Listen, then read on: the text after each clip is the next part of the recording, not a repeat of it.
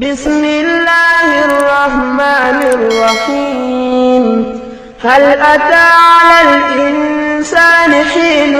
من الدهر لم يكن شيئا مذكورا إنا خلقنا الإنسان من نطفة أمشاج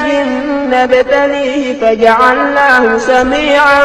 بصيرا إنا هديناه السبيل إما شاكرا وإما كفورا إنا أعتدنا للكافرين سلاسل وأغلالا وسعيرا إن الأبرار يشربون من كأس كان مزاجها كافورا عينا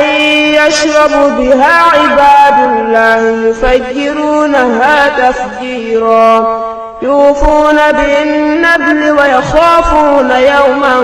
كان شره مستطيرا ويطعمون الطعام على حبه مسكينا ويتيما واسيرا إنما نطعمكم لوجه الله لا نريد منكم جزاء ولا شكورا إنا نخاف من ربنا يوما عبوسا قمطريرا فوقاهم الله شر ذلك اليوم ولقاهم نضرة وسرورا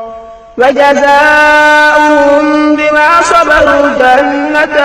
وحريرا متكئين فيها على الأرائك لا يرون فيها شمسا ولا زمهريرا ودانية عليهم ظلالها وظللت قطوفها تذليلا ويطاف عليهم بآنية من فضة وأكواب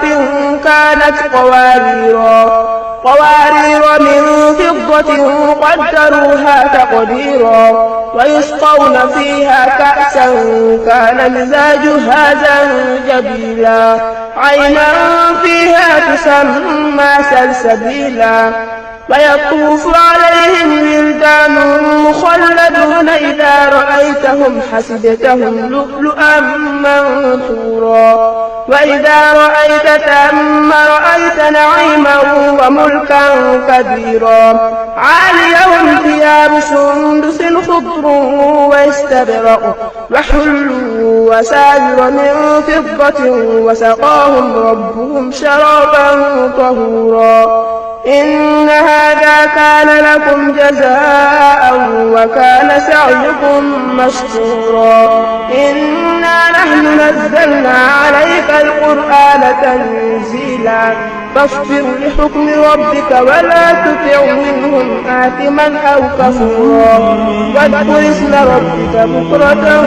وأصيلا ومن الليل فاسجد له وسبحه ليلا طويلا إن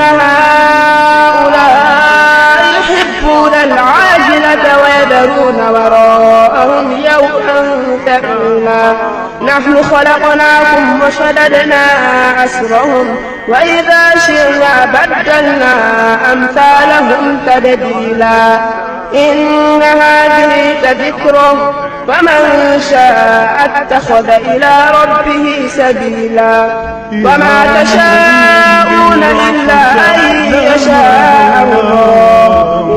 إن الله كان عليما حكيما يدخل من يشاء في رحمته والظالمين أعد لهم عذابا أليما بسم الله الرحمن الرحيم والمرسلات عرفا فالعاصفات عصفا والناشرات نشرا فالفارقات فرقا فالملقيات ذكرا عذرا أو نذرا إنما توعدون لواقع فإذا النجوم طمست وإذا السماء فرجت وإذا الجبال نسفت وإذا الرسل أقتت لأي يوم أجلت ليوم الفصل وما أدراك ما يوم الفصل ويل يومئذ للمكذبين